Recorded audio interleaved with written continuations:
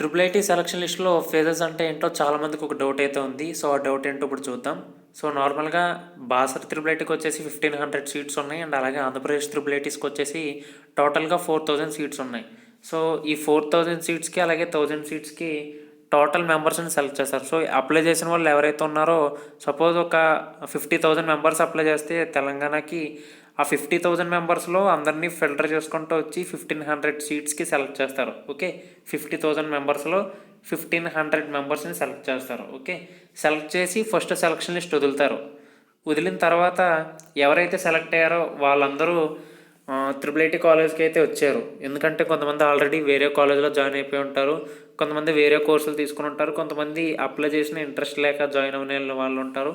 So వాళ్ళు join అవ్వకపోతే వాళ్ళ ప్లేస్లో ఆ సీట్స్ అనేవి ఖాళీగా ఉండిపోతాయి. సపోజ్ 1500 మెంబర్స్లో ఒక 300 మెంబర్స్కి ఈ కాలేజ్లో కాకుండా వేరే కాలేజీలో అడ్మిషన్ తీసుకున్నారు. సో 1500 మెంబర్స్లో ఓన్లీ 1200 మెంబర్స్ మాత్రమే కాలేజీకి వస్తున్నారు. మిగిలిన 300 మెంబర్స్ వేరే కాలేజీలో జాయిన్ అయిపోయారు. సో ఆ 300 సీట్స్ అనేవి ఖాళీగా ఉండిపోతాయి. సో ఆ ఖాళీగా ఉండిపోయిన సీట్స్కి మళ్ళీ మిగిలిన వాళ్ళలో, అంటే అప్లై చేసిన వాళ్ళ నుంచి మళ్ళీ సెలెక్ట్ చేసి ఆ మిగిలిన సీట్స్కి మళ్ళీ కొత్తగా లిస్ట్ వదులుతారు.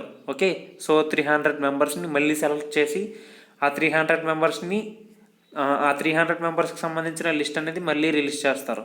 సో అలా రిలీజ్ చేసిన దాన్ని ఫేజ్ 2 అంటారు. సో ఫస్ట్ రిలీజ్ చేసిన 1500 మెంబర్స్కి రిలీజ్ చేసింది ఏదైతే ఉందో అది ఫేజ్ 1 అవుతుంది. అండ్ అలాగే నెక్స్ట్ మిగిలిపోయిన సీట్స్కి మళ్ళీ సెలెక్ట్ చేసి రిలీజ్ చేసిన లిస్ట్ ఏదైతే ఉందో అది ఫేజ్ 2 అవుతుంది. సో ఇలా మళ్ళీ ఫేజ్ 2లో కూడా కొంతమంది వేరే కాలేజీలో జాయిన్ అయిపోయిన వాళ్ళు ఉంటారు కదా. సో వాళ్ళ ప్లేస్లో మళ్ళీ ఇంకొక లిస్ట్ అనేది తయారు చేస్తారు. అలా ఫేజ్ 3, ఫేజ్ 4, ఫేజ్ 5 ఇలా ఎన్ని ఫేజెస్ అయినా ఉండొచ్చు. అండ్ ఆంధ్రప్రదేశ్ కూడా సేమ్ ఇంతే.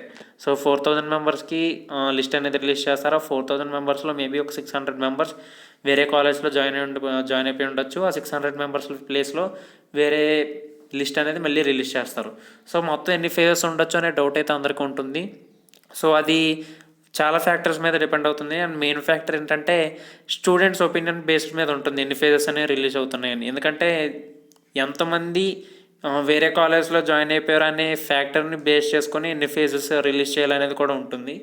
సో నేను జాయిన్ అయిన టైంలో నేను బాసర్ ట్రిపుల్ ఐటీకి అప్లై చేశాను, అలాగే ఆంధ్రప్రదేశ్ ట్రిపుల్ ఐటీకి కూడా అప్లై చేశాను.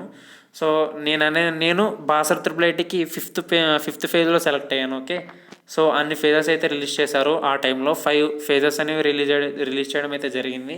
అండ్ ఆంధ్రప్రదేశ్కి ఒక 2-3 ఫేజెస్ అయితే రిలీజ్ చేశారు. కానీ బాసర్కి అయితే హయ్యెస్ట్ 5 ఫేజెస్ అనేది మాత్రం రిలీజ్ చేయడం జరిగింది. సో ఈ ఫేజెస్ అనేవి ఎగ్జాక్ట్గా నేను రిలీజ్ చేస్తామని మాత్రం చెప్పరు.